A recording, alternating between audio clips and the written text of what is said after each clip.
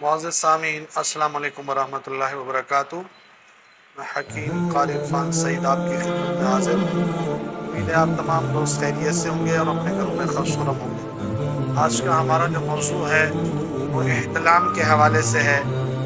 احتلام سے کیا نقصان ہوتا ہے؟ سب سے پہلے آپ کو بتاتا چلوں، بار بار احتلام ہونے کی وجہ سے جسم کے اندر طاقت ہی ختم ہو جاتی ہے، انسان کے اندر سستی آ جاتی ہے، سارا دن کام کرنے کو جی نہیں کرتا، اور صبح جب اٹھنے کا وقت آتا ہے پھر بھی اٹھنے کو دل نہیں کرتا۔ جن دوستوں کو بھی احتلام کا مسئلہ ہے فوری طور پر اپنا علاج کریں تاکہ آنے والے وقت میں مسائل سے بچ سکیں۔ سب سے پہلے آپ نے علاج سننا ہے، پھر یہ علاج کریں، انشاءاللہ اسی علاج سے آپ کو فائدہ ہوگا۔ بیج بند آپ کے پاس ایک پاؤ ہو، موسلی سفید بھی ایک پاؤ، ان دونوں کا پاؤڈر بنائیں۔